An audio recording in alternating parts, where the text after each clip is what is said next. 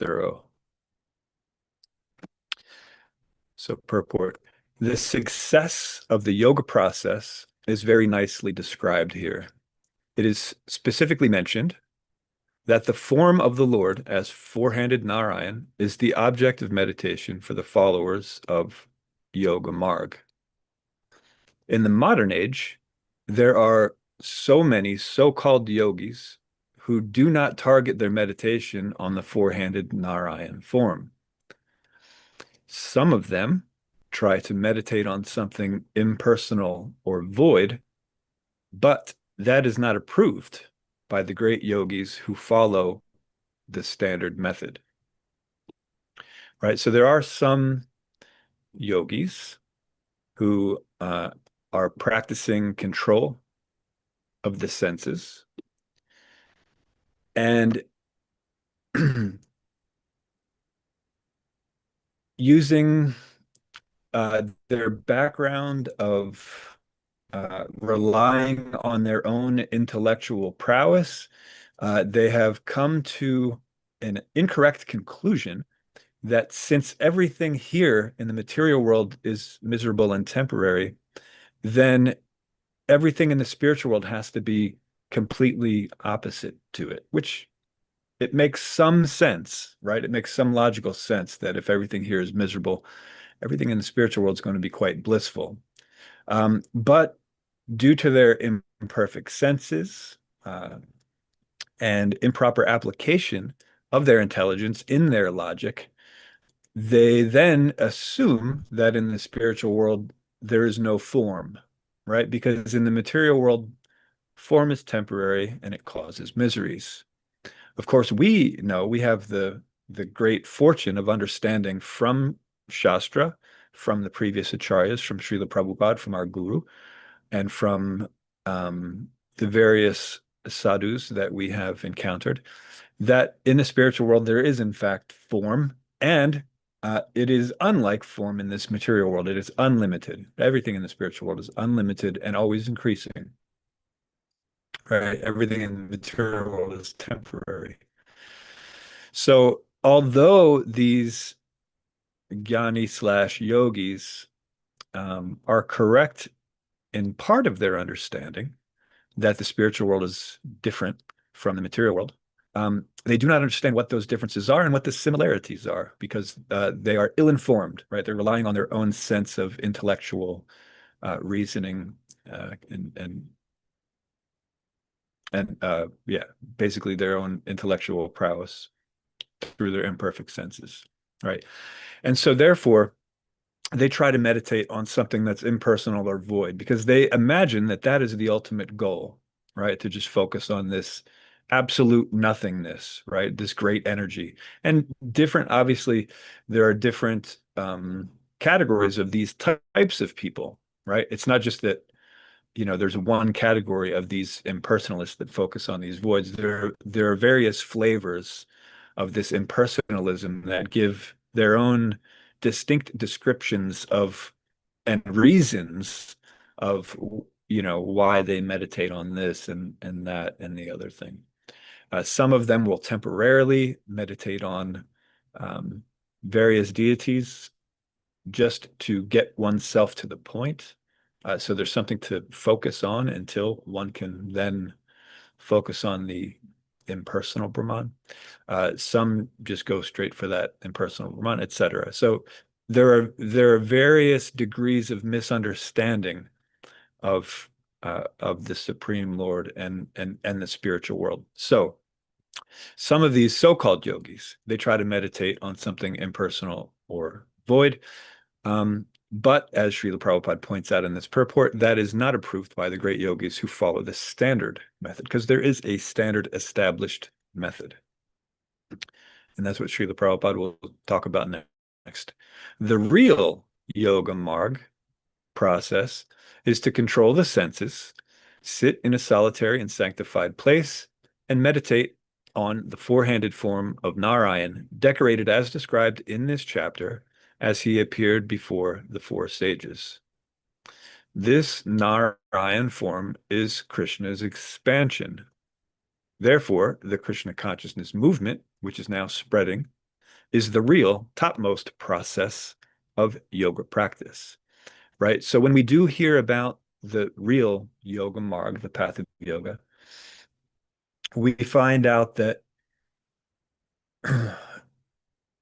the yogis, the Ashtanga yogis, first of all, they're very strict in their process that Ashtanga yoga, the eight path of yoga, starts out with various rules and regulations that help one to get the senses under control so they're not distracted by mundane material activities.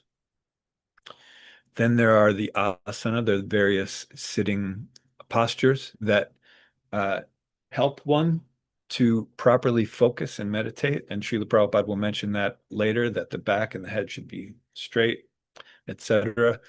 There are also various breathing exercises, breath control, pranayam, and then there's pratyahara, dharana, dhyan, and samadhi. So there are these.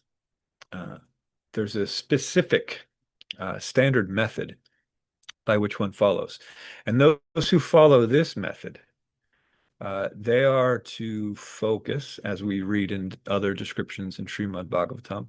Eventually, they're to focus on Paramatma within. So some call it a thumb-sized. You can either say it's this size, or maybe it's this size.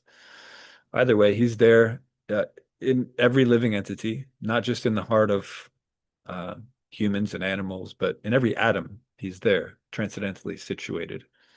And he's observing everything. And we're going to read more about that in this purport. But the yogis then, who are following this proper yoga marg, the path of yoga, they are to eventually meditate on that Supreme Lord who is within their heart. Now, some of them misunderstand. They don't have a complete understanding of the philosophy. And some of them don't understand that Paramatma is actually a separate entity than the Atma, right? Everyone has their own degrees of misinformation or partial understanding. But if one is strictly following the yoga process, one will understand that that form that is within the heart of everyone is unique, is different from us, and that if we can meditate upon him successfully, put him in the center, understand that we are the servant, then one can attain success in the yoga process. Of course, it's very difficult, especially in this age. Continuing Srila Prabhupada's purport, Krishna consciousness is the highest yoga performance by trained devotional yogis, right? So we know from throughout Bhagavad Gita that Krishna consciousness is the topmost yoga system because the goal of yoga is to understand one's transcendental relationship with the Supreme Lord, right? That's the goal of yoga. Yoga means to link, right? Even the Latin word, which comes from yoga, it means to link together. So the connection and the relationship. So finding out, understanding one's proper connection and one's relationship between the Atma, the individual soul, and the Paramatma, the supreme soul. Of course, that comes after understanding that the Atma is different from the body, right? Thus, in the beginning of the Ashtanga yoga process, there are these yama and niyama, the rules and regulations, the restrictions, and um, the various positive, sorry, I lose words, guidelines that we follow, right? In order to understand that we are different from this temporary material body, both the gross and the subtle, right? And so this process is designed to help us come to that stage of realization, to understand the relationship between us and the Supreme Lord and how to act in that relationship, right? That with that link, with that yoga. Continuing. Despite all the allurement of yoga practice, the 8 kinds of yogic perfections are hardly achievable by the common man. So the 8 kinds of yogic perfections, they're going to be described a little bit later. We're going to get further into that. Generally, when Srila Prabhupada mentions these, he doesn't really mention them completely generally. There are some places where they're all listed and defined, and there's a good reason for that, why that normally when they're mentioned, they're just sort of glossed over. Because they're not important in the long run. If one understands the ultimate goal of yoga, then no use in understanding these inferior methods of self-realization. Also, they can be very distracting. Also, they can be misused, right? And so we'll get into more of that later. But so this is just mentioned here, continuing. But here, it is described that the Lord who appeared before the four sages is himself full in all eight of those perfections. So as we're going to find out what these different eight are later in this purport, here it's mentioned that these eight kinds of perfections are very, very, very extremely difficult to master, right? In general, under perfect circumstances. This is not just in Kali Yuga, but even when even when this sort of process is recommended and the environment for it is much easier and one has a much longer lifespan. So even in perfect conditions, it's very rare to perfect even one of these. Uh, but Krishna has all eight of these in full. And even if one feels as if one has mastered one of them, it's still nothing compared to Krishna's mastership of each of these. And we're going to hear more about that also when we describe what these eight are. So there are various examples in the Shastra of either Krishna or different living entities displaying some of these opulences. So we'll see that even when anyway, we'll continue. We'll see that when even when a being perfects some of these, they still pale in comparison to Krishna's mastery of these particular perfections. Continuing the purport, the highest yoga marg process is to concentrate the mind 24 hours a day on Krishna. This is called Krishna consciousness, right? So we find this happens often in Srila Prabhupada's books where he's defining what Krishna consciousness is, right? And he will tend to, when he's talking about this, emphasize that it means 24 hours a day, complete, pure, undistracted, unmotivated, uninterrupted, right? So this is the important thing. This is what Krishna consciousness is, right? So when we, sadhakas, aspiring devotees, talk about the process of Krishna consciousness, sometimes we imagine that we are engaging in Krishna consciousness because we're following the various rules and regulations of Vaidhi sadhana bhakti, right? And it is true, we are pursuing or we're trying to engage in Krishna consciousness. And parts of our day, maybe moments, maybe hours, maybe even a majority of the day for some very advanced devotees, they are engaged in Krishna consciousness. But true Krishna consciousness means 24 hours a day. One's only desire is to lovingly serve Krishna's purposes. One has no other desire outside from pleasing Krishna, right? So this is the true goal of Krishna consciousness. So if we keep that in mind, then we won't lose sight of the goal, and there will be a higher probability that we can take proper advantage of the various tools that we have been given by Srila Prabhupada, the previous acharyas, our individual spiritual masters, that are described there in Shastra, which is the process of Vaidhi Sadhana Bhakti. Continuing on. The yoga system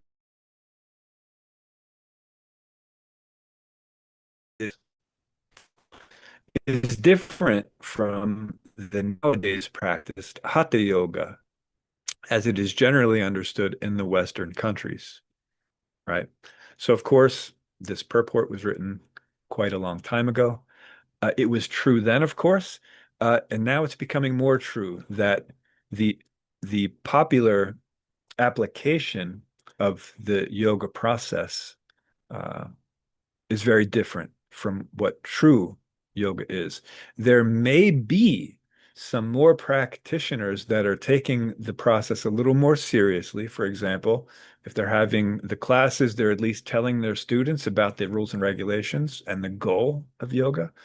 But most practitioners of yoga, most students, they're more interested in just keeping their body healthy or fit or attractive. Depending on the level of understanding and appreciation of yoga.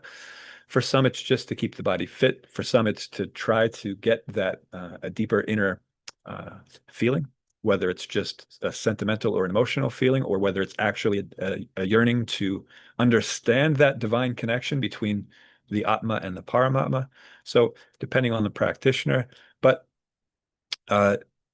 what's practiced these days is generally uh, different from what is described in the Srimad Bhagavatam, Bhagavad Gita, and so on. Srila Prabhupada continues, real yoga practice is to control the senses, and after such control is established, to concentrate the mind on the Narayan form of the Supreme Personality of Godhead, Sri Krishna. Lord Krishna is the original personality of Godhead, and all other Vishnu forms, with four hands, decorated with conch, lotus, club, and wheel, are plenary expansions of Krishna. In Bhagavad Gita, it is recommended that one meditate upon the form of the Lord. To practice concentration of the mind, one has to sit with the head and the back in a straight line, and one must practice in a secluded place, sanctified by a sacred atmosphere. All right. So it's not just that you do it anywhere. You want to make sure, first of all, that your senses are controlled.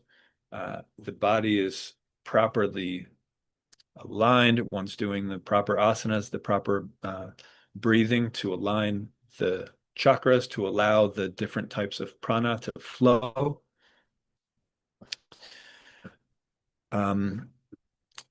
And one should be in a place where there's no distractions, because otherwise it's very difficult to control the senses. If there's a lot of commotion, a lot of noise, a lot of conflicting energy, right? Because the process of yoga, you start tapping to the more subtle elements of the material world, right? So not just trying to avoid the gross distractions, but you're trying to avoid the subtle distractions as well.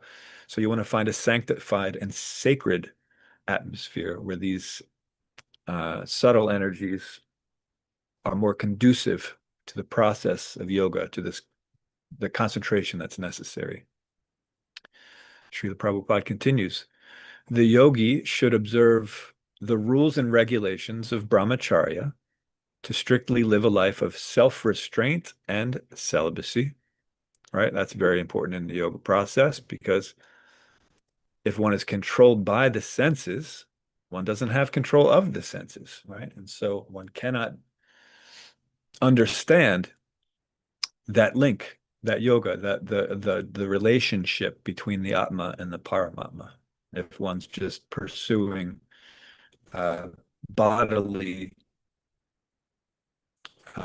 pleasures, right? Because as we mentioned earlier, first we have to understand that the Atma is different than the body, right? But if we're not living this life of self-restraint and celibacy, then we are very much still acting as if we are the body, because we're looking for pleasure from the senses, from the external senses, instead of looking for pleasure where we actually can get it from, and that is from the source of all pleasure, which is Sri Krishna.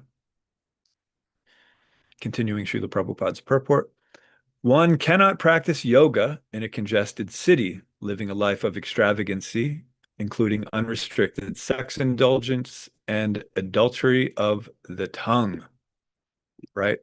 So Srila Prabhupada mentioned the atmosphere should be sacred and sanctified, right?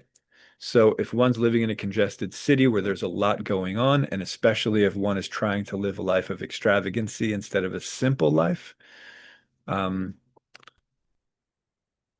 then one is not going to be successful in the yoga process, right? Because that is very much on the external platform.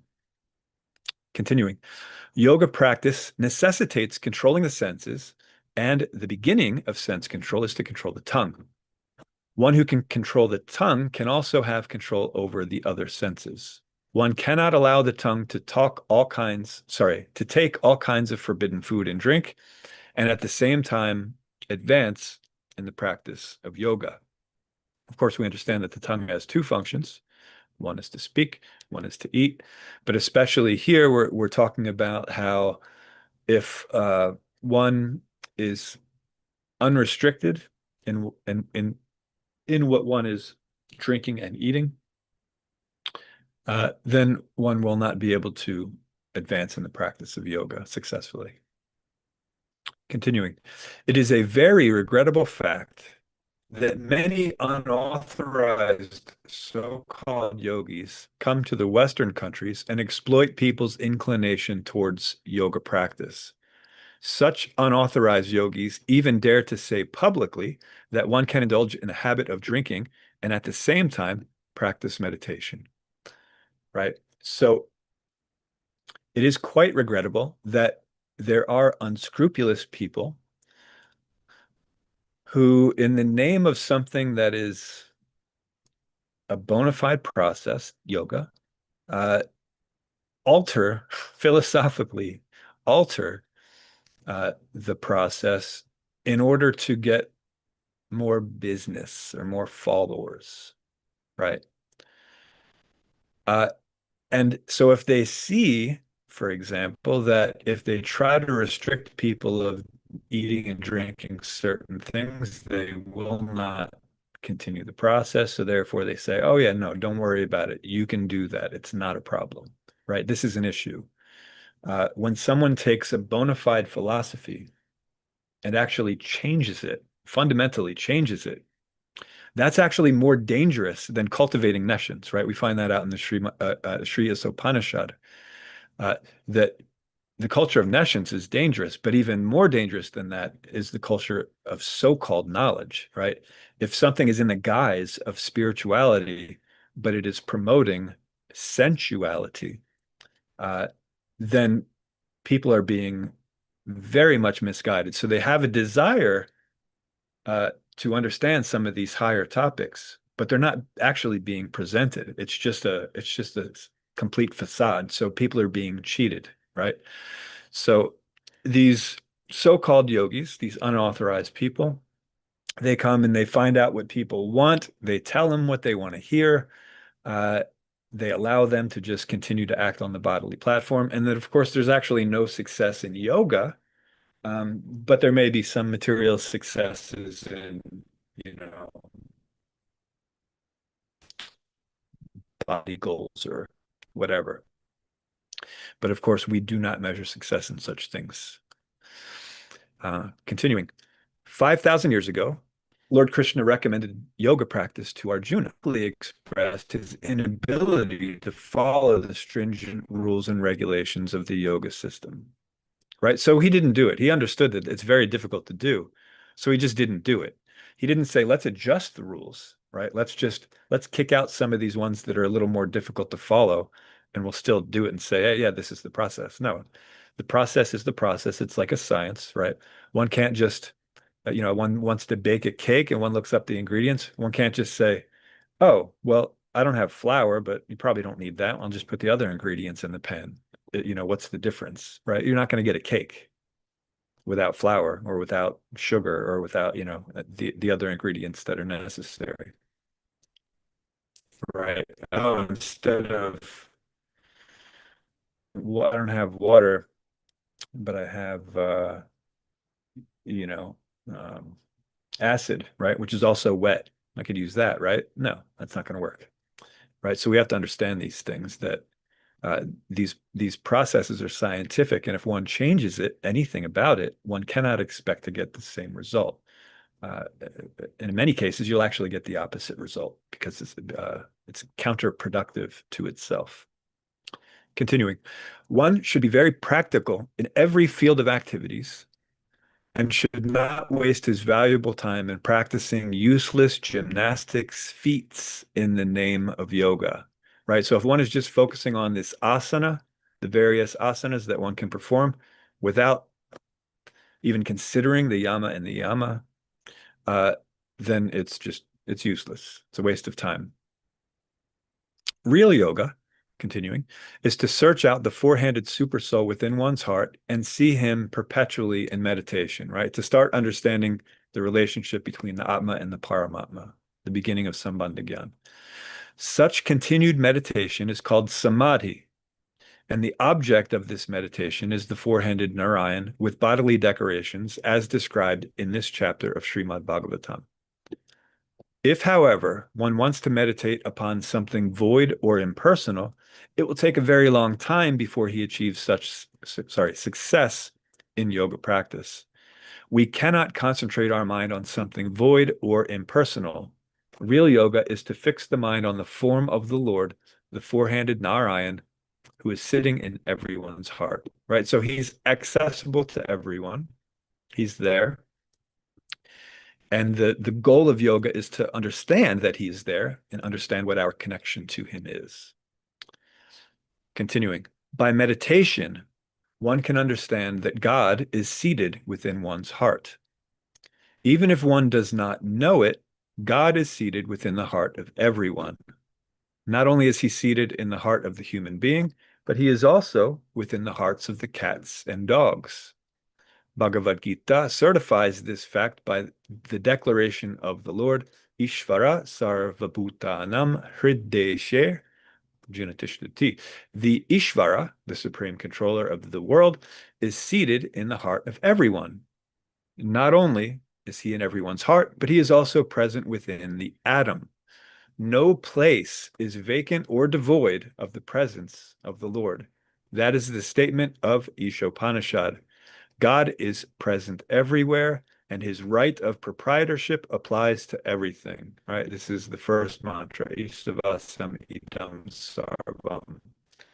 Everything that's animate or inanimate is owned and controlled by the Lord. One must accept only those things which are set aside as his quota, knowing fully well to whom they belong, right? One doesn't take anything outside of the quota because one realizes that everything belongs to Krishna. Continuing, the feature of the Lord by which he is present everywhere is called Paramatma. Atma means the individual soul, and Paramatma means the individual super soul. Both Atma and Paramatma are individual persons. The difference between Atma and Paramatma is that the Atma, or the soul, is present only in a particular body, whereas the Paramatma is present everywhere. In this connection, the example of the sun is very nice. An individual person may be situated in one place, but the sun, even though a similar individual entity, right? There's just the one sun up there, is present on the head of every individual person. In Bhagavad Gita, this is explained. Therefore, even though the qualities of all entities, including the Lord, are equal, so the qualities are equal, the super soul is different from the individual soul by quantitative power of expansion, right? So there's a difference in quantity. We know this. Srila Prabhupada repeatedly gives us this knowledge. The Lord or super soul can expand himself into millions of different forms, whereas the individual soul cannot do so.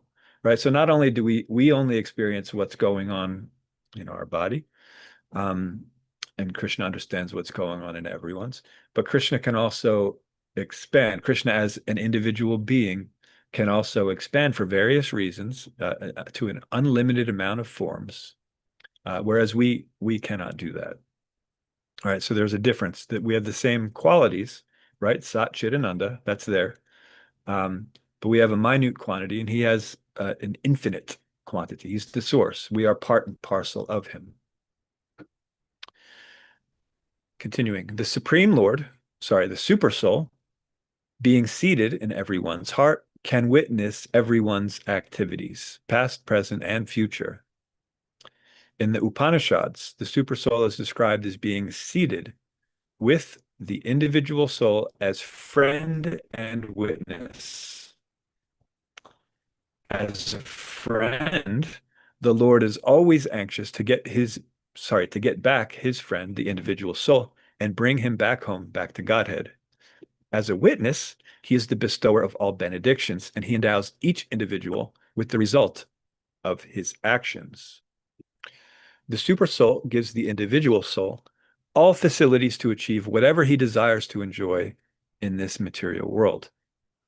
Suffering is a reaction to the living entity's propensity to try to lord it over the material world, right? So the Lord will fulfill all of our desires, but if we misuse those desires and we try to lord it over the material world, then there's also going to be suffering. So all enjoyment and all suffering is a result, is given by the Supreme Lord if we're using something properly according to either in the material world according to punya, piety, or karma, punya karma, then we'll enjoy it temporarily. But if we act in nitya dharma, our eternal nature, sanatan dharma, uh, then that enjoyment is eternal, right? So if we're acting materially properly, like proper at least within the material world, according to the laws that are delineated in the Vedas, then we can enjoy temporarily. We can earn a better position.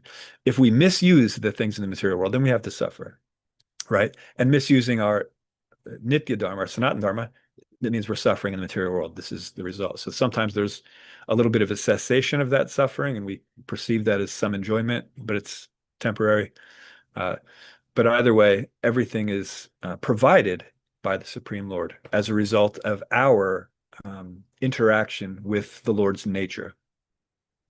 Continuing, but the Lord instructs his friend, the individual soul, who is also his son, to give up all other engagements and simply surrender unto him for perpetual bliss and an eternal life full of knowledge, right? So this is Sarva Dharman Prityaja. So he's there in the heart and he's guiding us, giving us all the opportunity, all of the necessary instruments that we need to actually understand the relationships between the Atma and the Paramatma and to act according appropriately and favorably to that relationship. Continuing, this is the last instruction of Bhagavad Gita, the most authorized and widely read book on all varieties of yoga. Thus, the last word of Bhagavad Gita is the last word in the perfection of yoga, right? So Bhagavad Gita being the most authorized presentation of what yoga is, explains or reveals that the perfection of yoga is to just surrender unto Krishna, engage everything in his service. That's the goal of yoga. Continuing, it is stated in Bhagavad Gita that a person who is always absorbed in Krishna consciousness is the topmost yogi. What is Krishna consciousness? As the individual soul is present by his consciousness throughout the entire body, so the supersoul or Paramatma is present throughout the whole creation by super consciousness. This superconscious energy is imitated by the individual soul who has limited consciousness. I can understand what is going on within my limited body, but I cannot feel what is going on in another's body. I am present throughout my body by my consciousness, but my consciousness is not present in another's body. The supersoul, or Paramatma, however, being present everywhere and within everyone, is also conscious of everyone's existence. The theory that the soul and the supersoul are one is not acceptable because it is not confirmed by authoritative Vedic literature. The individual soul's consciousness cannot act in superconsciousness. This superconsciousness cannot be achieved. However, this superconsciousness can be achieved, however, by dovetailing individual consciousness with the consciousness of the Supreme. This dovetailing process is called surrender or Krishna consciousness. right? So if we are working in complete Krishna consciousness, then we are part of Krishna's will, his desire, right? We're acting according to that. So in that sense, this super consciousness can be achieved because we're doing our part in what the super consciousness wants, right? From the teachings of Bhagavad Gita, we learn very clearly that Arjuna in the beginning did not want to fight with his brothers and relatives, but after understanding Bhagavad Gita, he dovetailed his consciousness with the super consciousness of Krishna. He was then in Krishna consciousness, right? Then his so-called actions, right? We're actually not we're not producing any reactions, right? Because he's acting in the super consciousness, right? So in mundane consciousness, every action has a reaction. In the super consciousness, when we're using everything for Krishna's pleasure, there's no more reaction because we're using it properly, appropriately, favorably, right? A person in full Krishna consciousness acts by the dictation of Krishna. In the beginning of Krishna consciousness, dictation is received through the transparent medium of the spiritual master. When one is sufficiently trained and acts in submissive faith and love for Krishna under the direction of the bona fide spiritual master, the dovetailing process becomes more firm and accurate. This stage of devotional service by the devotee in Krishna consciousness is the most perfect stage of the yoga system, right? When one's faith is steady and when one is engaging appropriately according to the relationship one has established through that yoga process.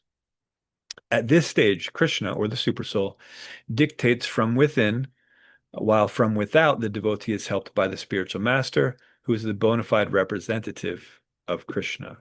From within, he helps the devotee as Chaitya, the internal guru, for he is seated within the heart of everyone. Understanding that God is seated within everyone's heart is not, however, sufficient, right? That's not enough. One has to be acquainted with God from both within and without, and one must take dictation from within and without to act in Krishna consciousness. This is the highest perfectional stage of the human form of life and the topmost perfection of all yoga. If we merely rely on the internal guidance that we're receiving, and we're not understanding from a bona fide spiritual master, we're not getting Krishna's directions from without via the transparent medium spiritual master, then it is not just very likely, it is inevitable that we will misunderstand Krishna's instructions from inside and our material intelligence and our material mind, right? We just hear it as, guidance from within. If we don't understand what is actually bona fide and what is not, we won't know what to accept and what to reject.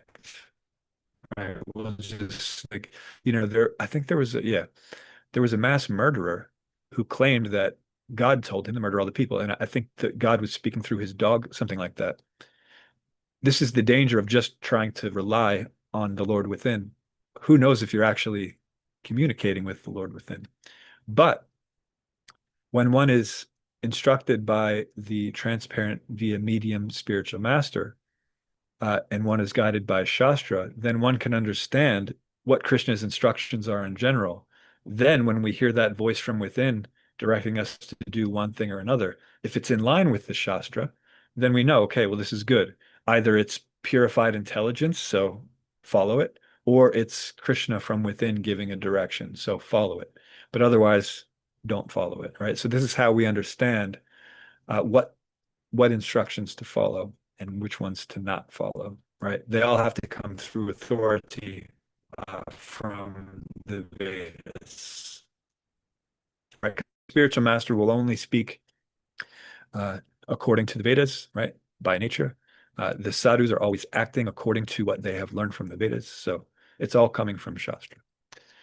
For a perfect yogi, there are 8 kinds of super achievements. One can become lighter than air. One can become smaller than the atom. One can become bigger than a mountain. One can achieve whatever he desires, and sorry, one can control like the Lord, and so on. But when one rises to the perfectional stage of receiving dictation from the Lord, that is greater than any stage of material achievements above mentioned, right? So again, as I mentioned before, generally when Srila Prabhupada mentions some of these mystic siddhis, he'll give a partial list, uh, and then you get this sentence like this. But when one rises to the perfectional stage of receiving dictations from the Lord, that's greater than any stage of these material achievements, because these mystic siddhis, they are material achievements. Even though the higher ones, you're actually able to manipulate matter, right? So it seems as if you're actually on a transcendental platform because you're able to control matter. You're not, because you're still confined to the material world because you still don't have the proper consciousness to attain the spiritual realm, right? So these are all material achievements, right? And they're all temporary. Very quickly, maybe. No, you know what? I don't think there's time. I was going to actually mention what these eight are and different examples of them, but I don't think we have time. And again, that's Krishna's mercy because it's not really important. The one I will mention though, because I said I was going to mention it earlier, because there are sometimes when an individual perfects a siddhi, but then Krishna uses that same siddhi and shows that uh, his possession of that siddhi is complete, whereas anyone else's is going to be partial. So the example is Trinavarta, who used the Mahima siddhi. He could become big and heavy. And so Trinavarta, you know, picked up Krishna and took him.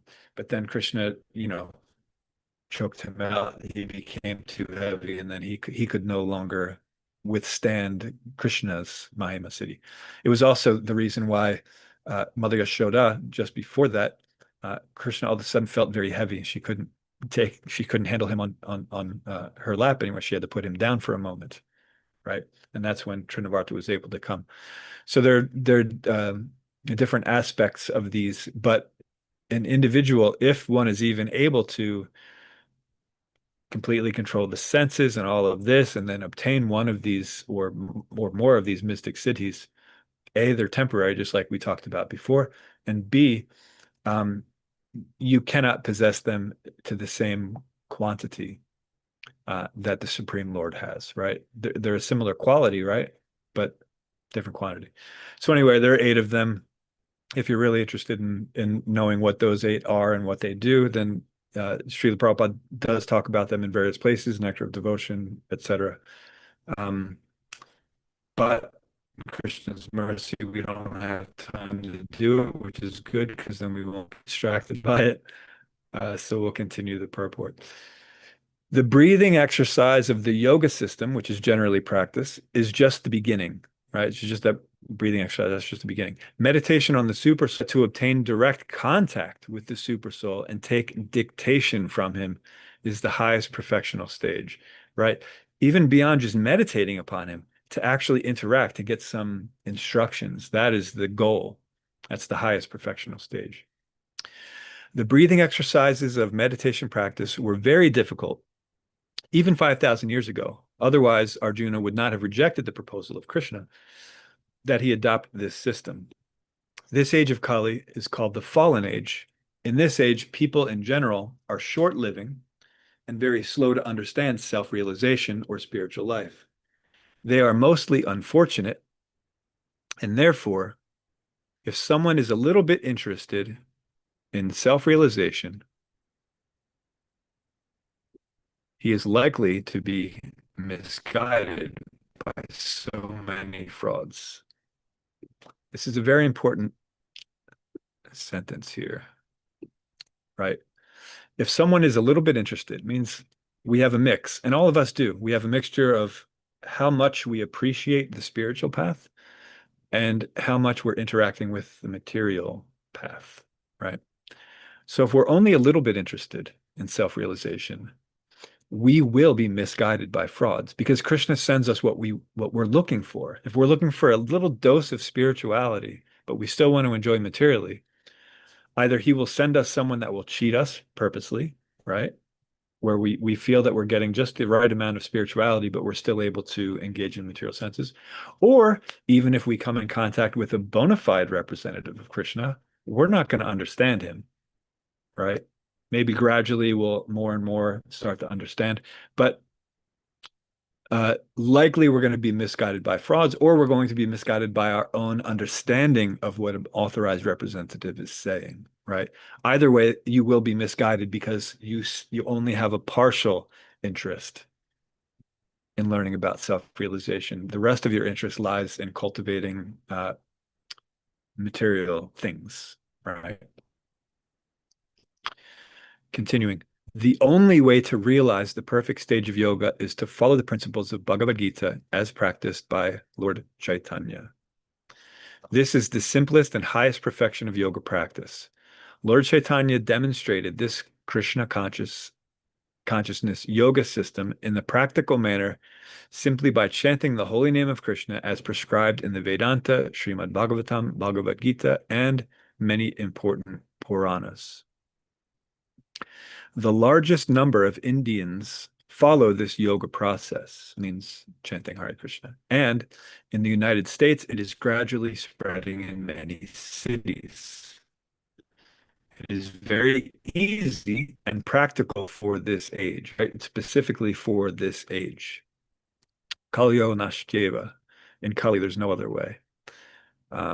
Especially for those who are serious about success in yoga, right? So it's practical for everyone, but especially if you're actually desiring to understand that relationship between the Atma and the Paramatma.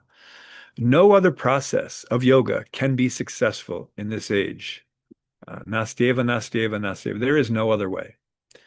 The meditation process was possible in the golden age, Satya Yuga, because people in that age used to live for hundreds of thousands of years. If one wants success in practical yoga practice, right, not just theoretical or imaginary, it is advised that he take to the chanting of Hare Krishna, Krishna Krishna, Hare Hare, Hare Ram, Ram Rama, Hare Hare, and he will actually feel himself making progress, right? To some degree, all of us who are chanting Hare Krishna at some point in our life have felt that progress. We also may have felt spiritual plateaus where we're externally we're doing the same things, but we're no longer feeling as if we're making spiritual advancement. But that teaches us that it's not about the external practice, it's about our internal transformation. Our consciousness, is it centered around material, around just us being independent from the Supreme Lord? Are we trying to be controllers and enjoyers? Or is our consciousness shifting toward God-centric, right? From self-centric to God-centric. This is the process of Krishna consciousness. So Vaidhi Bhakti gives us these external guidelines that we can follow, but if our internal consciousness isn't being redirected, then we're not actually following the process, right? These guidelines are here to help us to redirect our consciousness, but if we're not trying to, if we're maintaining our material desires, then that's counterproductive to what we're actually trying to do. So to the extent that we are sincerely trying to cultivate this knowledge, and to the extent that we are able to set aside our previous material attachments, the more and more we're able to advance in spiritual life. Purport continues. In Bhagavad Gita, this practice of Krishna consciousness is prescribed as Raja Vidya, or the king of all erudition. Those who have taken to this most sublime bhakti yoga system, who practice devotional service and transcendental love of Krishna, can testify to its happy and easy execution. The four sages, Sanaka, Sanatana, Sanandana, and Sanat Kumar, also became attracted by the features of the Lord and the transcendental aroma of the dust of his lotus feet, as already described in verse 43. Last paragraph. Yoga necessitates controlling the senses, and bhakti yoga, or Krishna consciousness, is the process of purifying the senses. When the senses are purified, they are automatically controlled. One cannot stop the activities of the senses by artificial means, but if one purifies the senses by engaging in the service of the Lord, the senses not only can be controlled from rubbish engagement, but can be engaged in the Lord's transcendental service as aspired to by the four sages Sanaka, Sanatana, Sanandana, and Sanat Kumar. Krishna consciousness is not, therefore, a manufactured concoction of the speculative mind. It is the process enjoined in Bhagavad Gita 9:34, Manmana Bhava Mad Bhakto Madhyaji Mam Namaskuru. Of course, this instruction is also given in the 18th chapter. Always think of me, become my devotee, worship me, and offer your homage unto me. Right. Always be fixed in Krishna. That's the supreme yoga, right? That is the connection that we are striving for, to understand that relationship between the Atma and the Paramatma, and then to act accordingly, appropriately, in a loving mood. Let's see. I will end today's class with a quote from Bhagavad Gita that very much goes with the theme of today's verse and purport. This, of course, is Bhagavad Gita, 6th chapter, verse 47. Yoginam api sarvesham madgatein antar atmana shraddhavan bhajate yo mam sa me yuktatamo mataha. Krishna says to Arjuna, and of all yoga, and this is the chapter talking about Ashtanga Yoga, by the way. This is the end of that chapter.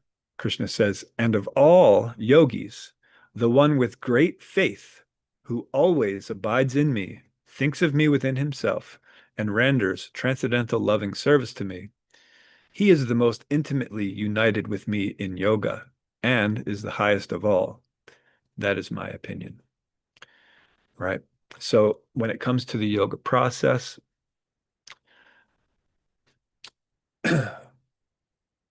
if we understand its true purpose, which is to understand who we are, who the Supreme Lord is, what our relationship is, and how to interact appropriately and favorably in that relationship, then that is going to be a successful yoga practice.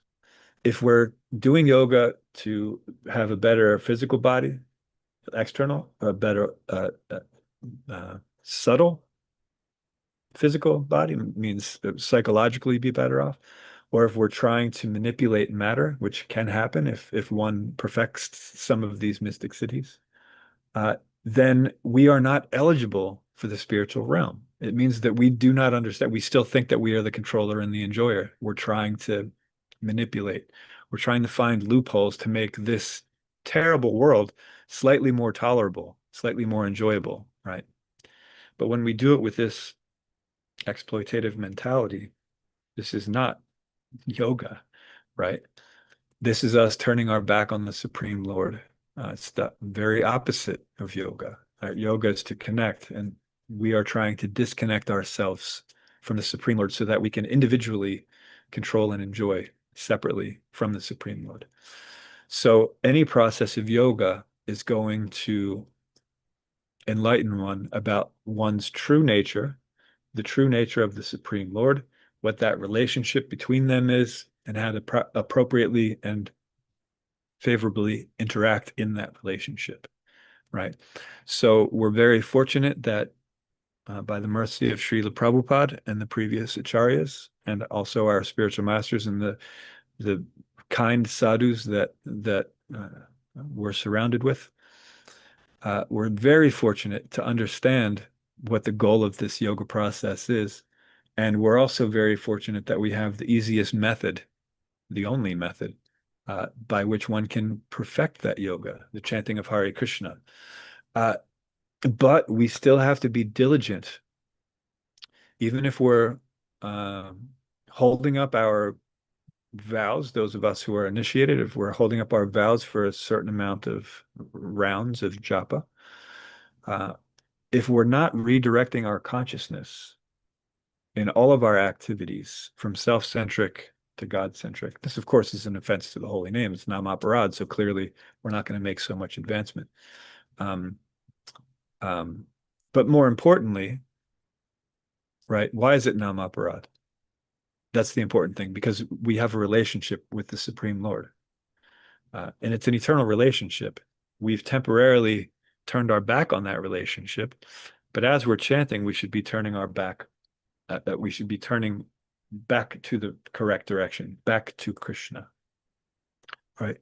So this happens by following the process of Vaidhi Bhakti, but by intentionally focusing on redirecting that consciousness, right? So we're doing specific activities, right? We're refraining from other specific activities, but we have to do so in the proper consciousness that this is not for me, this is for Krishna. Idam Krishnaya, idam namama. Everything is for Krishna, it's not for me.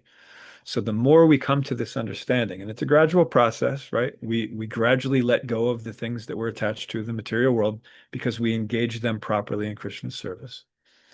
Then the senses become purified, and then they no longer even try to pull us in that direction because they're attracted now to something that's actually pleasure, right?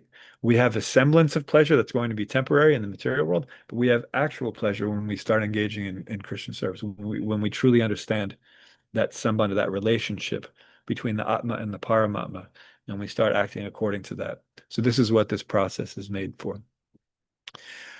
I'm sorry I went so long. It was a very long purport. If there are any questions or comments or discussion, I'm happy to hear it.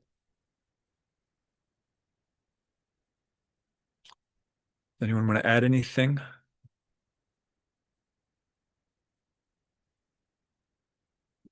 Amazing class. Thank you. You're very kind. Really, really amazing. You're deep and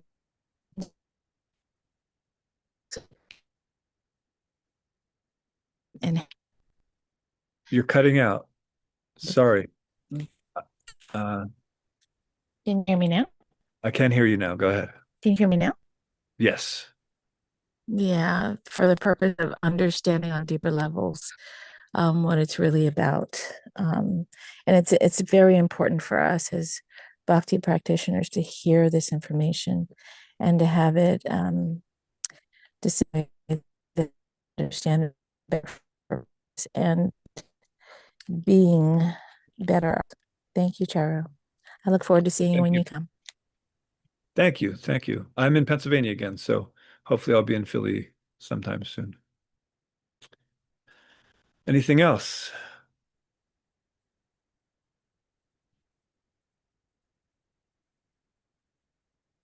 Okay. Hare Very Krishna. deep to understand. Go ahead. Mother Vindhyavali, you have a question? No. I was just telling it's very deep to understand. So, my question is, we have so many yoga practitioners these days, right? You have, almost every couple blocks, you're going to find a yoga center, in downtown. So I'm just like trying to figure out, like, so how do you, how do you connect them to Krishna consciousness? Obviously, they have to be seeking, and obviously, but how do you strike an interest in them? Because we have yoga people all, around us, how Great do question. how do we strike an interest in them? Great question. So there's the right way and the wrong way. First, I'm going to talk about the wrong way because we've done this for such a long time. The wrong way is to assume that because they're interested in yoga, we can just lay upon them the philosophy according to whatever our understanding is, no matter who they are, just because they're in a yoga studio. That's the wrong way. Oh, there's two wrong ways. Another wrong way is to do what's known as the reverse bridge preaching. That's where you intend to do bridge preaching. So the devotees start to go to the yoga classes with the desire to strike up some conversation and gradually bring some of these yoga people back to the temple. But it turns out that they become attached to the yoga people. And instead of them bringing the yoga people to the temple, the so-called yoga people are bringing the aspiring devotees into the material world. So those are two wrong ways to go about it. The right way, and this is true with any preaching, no matter what field we're dealing with, is to recognize, yes, they must have some desire, otherwise they'd be working out in some other gym, right? They must have some desire to connect, right? But it's our duty as preachers to find out what aspect of their life they're actually trying to connect to. If it's mostly about physical, you know, you're not going to get a lot of, there's going to be a little bit that you can do, but not a lot. You got to, kind of dig further and get a deeper conversation. Those that are trying to sort of find a more psychological peace, right? There's a different way to preach to those kind of people, right? Um, Everyone's an individual, so there's not a cookie cutter method on how to bring yogis to Krishna consciousness. Everyone has a very unique mixture of coverings of the three modes of material nature.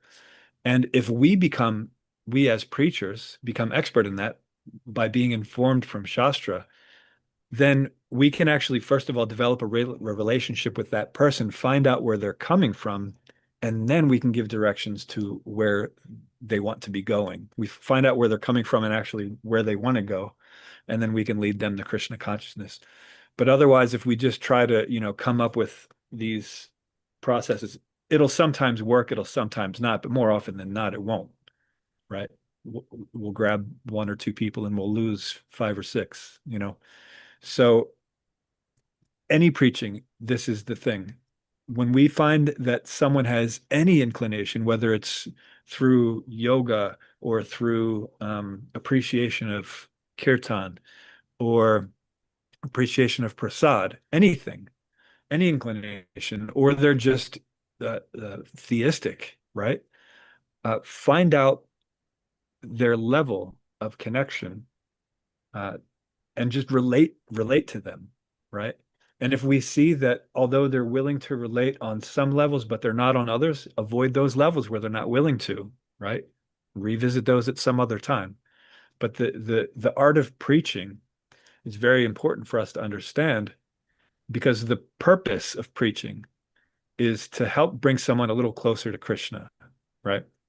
So if we see that what we're doing, our activities that we're calling preaching is actually bringing people further away, then we're not actually preaching. We may think we're preaching. We may be speaking from the Shastra, but we're not actually preaching. So we have to observe the results of what's going on. And then we have to gradually understand what the person's needs are, what they're willing to accept, more importantly, what they're not willing to accept. So we know what areas not to delve into at that particular moment. And yeah, that's it. We have to become experts. So the more we understand Shastra, the more we read about the pastimes of these various kinds of devotees and what lessons that we can learn to apply them within our life, the more tools we have to help other people apply that within their lives, right? So it's on us. We have to become expert. But yeah, there are so many people that are a little bit interested in spirituality, right? So they're going to be going to these people that are going to cheat them. But if we fan that spark, right? You just fan that spark, it can become blazing fire. But it takes someone to understand how much to fan that spark. Because if you fan it too much, it blows out. If you don't add the right amount of fuel, no matter how much you fan it, if you don't add something else, it can't really ignite. So we have to know what is appropriate for each individual person as we're fanning the sparks, what's going to feed, what's going to bring them a little closer, what things they're not willing. Again, I'll probably just keep saying the same thing over and over. But this is very important for us as preachers to realize that people are individuals. They have very unique conditionings. So just because there is some inclination toward yoga, yeah, that's good. But there's different reasons people are inclined toward yoga. So we have to understand what those are and then work from there. Otherwise, I mean, you don't really want to call preaching a waste of time, but if it's not effective, there's a better use of that time. So in that sense, it's a waste of time. In other words, learn how to preach better, right? Cultivate this knowledge and learn how to apply it properly. And then we'll be able to, because there's so many examples of great preachers. We just have to follow their examples. You know, we've had great preachers preach to us, and we can learn from that. And it should actually be we should feel that it's compulsory for us to do it, right? Because we came from such low backgrounds and we were uplifted by these preachers, right? Srila Prabhupada being the main preacher, but his various disciples also helping pull us out of whatever condition we were in, right? So we should feel duty bound to however much we can help to try to help others get out. So whether it's going to be a slow process or a quick process, that's all going to depend on the individual, right? But we have to be expert in determining what it is that person is actually appreciating about the process of yoga, and how we can help increase that attachment, that appreciation. I hope that's a satisfying answer, Sita Devi. It was a very good question.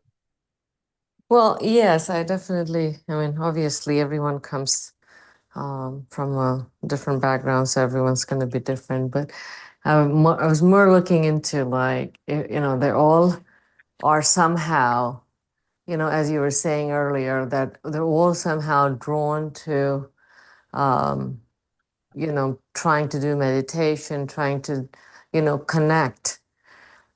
So I was more thinking in that respect, like if there is a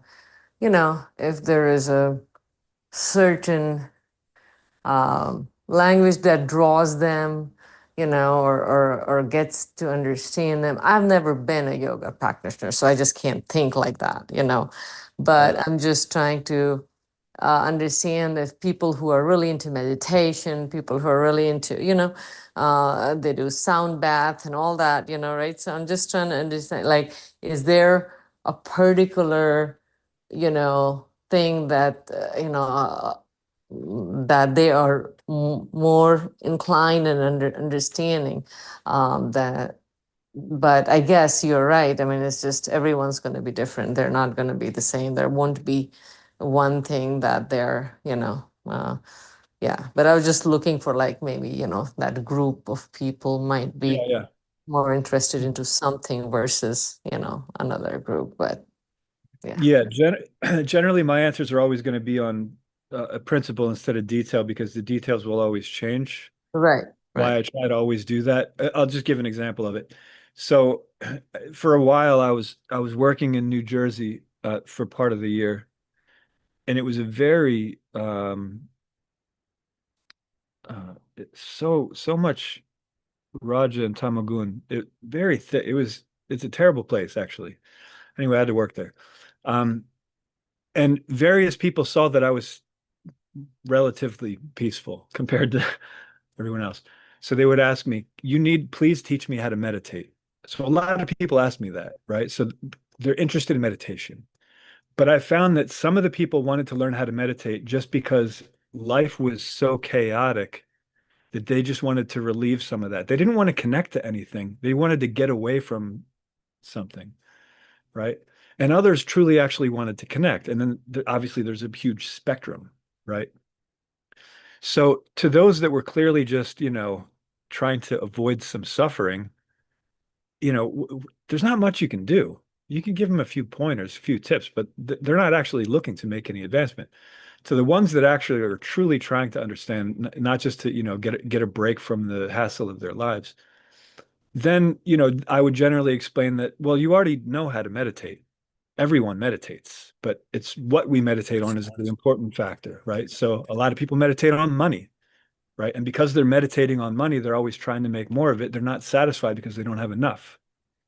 But if we shift our focus, our values on what is the most important thing in life, from money, for example, in this case, to, spirituality or transcendence, and we give that the highest value and actually act according to that, not just a theoretical value that, oh yeah, this is the most important thing for me, but no, actively pursuing that and how to do it, then, that is actually meditation. But everybody meditates. So you don't have to learn technique. You just have to learn what to meditate on. Right. So depending on, where people are coming from, it's the same exact question. Please teach me how to meditate. But it's a very different answer depending on who you're talking to. So in a similar way, you can't just say this is how you preach to yogis. You can have some guidelines, sure, but every individual is going to be different. Golokananda Priya, did you want to add something to this? Actually, thank you very much. You read extensively about the process of yoga. So, I've been associating with people practicing yoga for the last 4 decades. What I have observed is that many of them, they either worshiper of different gurus, other gurus, or some of them they're only interested, in just for the health benefit, but Yeah. there's only a handful who are really, really interested in practicing Krishna consciousness. I think to bring them to Krishna consciousness is not easy. I've been going to so many yoga, a very good friend. My friend was a yoga instructor. I'll go with her regularly, Then she will teach yoga. And then she will come when the relaxation time. She will just say, she will tell a whole scene about, the beautiful place where we can fix our mind, like Vrindavan. But it's very hard for them. We just ask them just to sit down and have kirtan or something. Right. Occasionally we can do that, but most of the time they just want to learn the posture, and they just want to and be healthy. I have my neighbor here. There are a couple of ladies here that I see. They go to yoga. I say, I go to do yoga. She says, I'm regularly going to yoga. But they still meat eater, and I think they're just interested in just having a good health. Yeah. Yeah, that's generally the standard. So the general principle I could say here is just in preaching in general, and for a preacher, sure, we will notice where we may be more likely to find candidates for understanding Krishna consciousness, right? So maybe, yoga people or whatever. But an expert preacher understands that, in any case, one can preach to someone. And Krishna is in charge of everything. So Krishna just puts people in contact with people who can give them what they're actually looking for, right? That's why, as it was mentioned in this purport, those who only have a little bit of interest in spirituality, they're going to be attracted to these places because of that reason. But we're really looking for the people who, are not, they're looking for it and they still haven't found, they're not satisfied in what they're looking for because they know there's still something more. So there are some of those people in the yoga studios, like as Golokananda Priya Mataji was saying. But there are also elsewhere. There are, there are like comic book nerds also. There are musicians, same. Every field of life has people who are striving to find Krishna because everyone's trying to find Krishna. But what we're looking for are the ones that are really, really striving and haven't been satisfied thus far and are really looking for this. And if we have the explanations that are going to satisfy them, then Krishna will send them to us. But otherwise, we can also pursue, as I mentioned, venues or realms of our own personal expertise. So if you're coming from a great example, coming from a music background, there were several in the 90s, there were several music groups, actually starting in the 80s, that there were Krishna conscious music groups, and they did a lot of preaching that way because they're preaching within a realm that they already knew, right? So people that were into that scene, and they were able to explain to them and basically in their own language, right?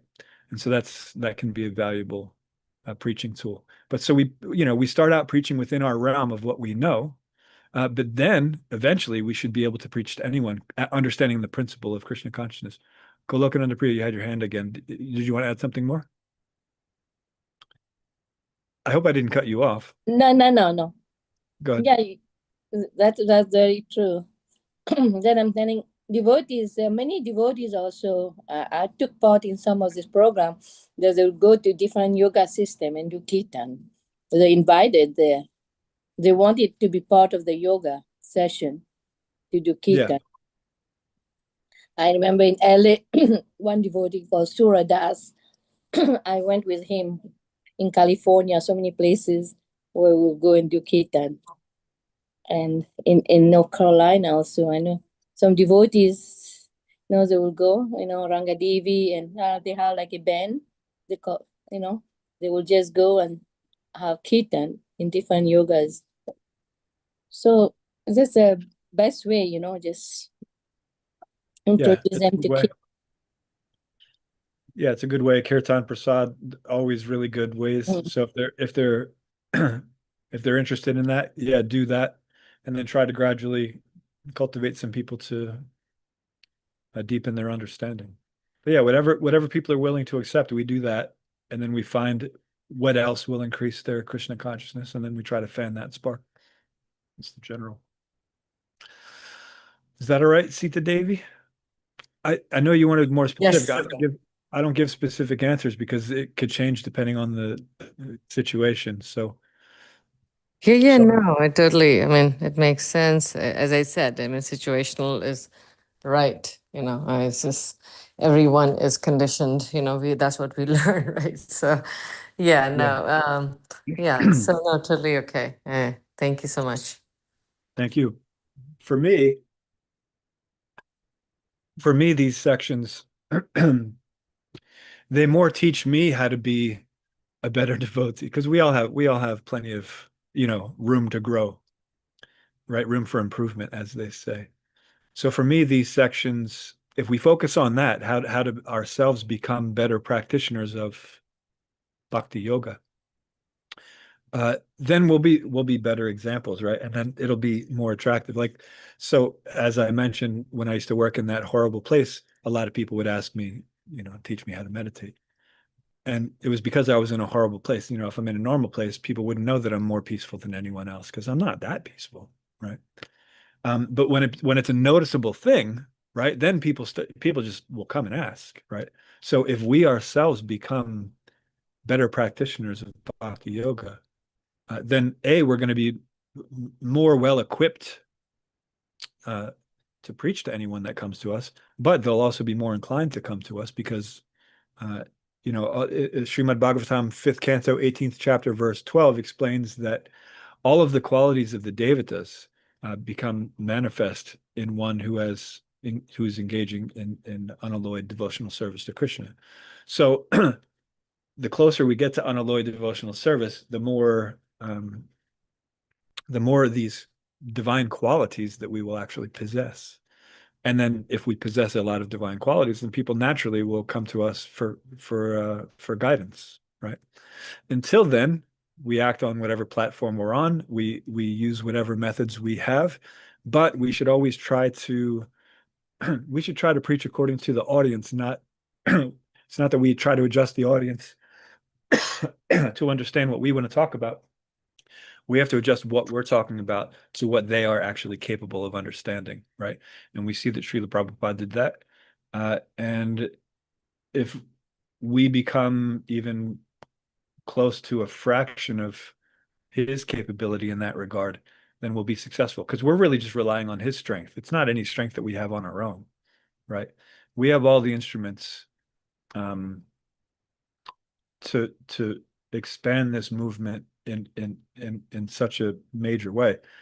We just have to properly do it. And so everyone we meet is an opportunity to find out exactly what it is about the process of spirituality that they can handle and what they appreciate, and then gradually cultivate that. It can be, like I said, it can start gradual and then it can all of a sudden explode. Just having a normal conversation with someone can very quickly lead to them and we see this often actually. When someone's actually a searcher and they finally find devotees, very quickly they take up the whole process, right? They know a lot of the principles already. That means not the regular principles, but the principles of bhakti, selflessness, humility, things like that. They understand those things and they were already cultivating them. So when we find people like that, then it's much easier to preach to because, they've already been preached to in their previous lives, like that. So everyone can be preached to some extent, right? Even if it just means, here, take this piece of burfi, right? That's preaching. But yeah, we should understand that, if someone's actually willing to learn more about Krishna consciousness, don't just keep giving them burfi, but also give some conversation. So whatever we can do. But yeah, the point is that we have to find out where they're coming from and where they're willing to go before we can start giving them directions. Hey. Sorry, it's smoky in this house. Is there anything else? We've gone way over. I thank you all for your patience. I think it's best to stop here. Srimad Bhagavatam ki jai, Srila Prabhupada ki jai, Ananta Koti Vaishnava Vrinda ki jai. Hare Krishna. Thank you all for continually giving me this opportunity. Hare Krishna, Prabhu. Thank you. Hare Krishna. Thank you, Prabhuji. Hare. Vanchakalpatarubhyascha, kripa sindhubhyascha, patitanam pavnebhyo, vaishnavibhyo namo. Hare Krishna. Hare. Thank you, Prabhuji. Very blessed.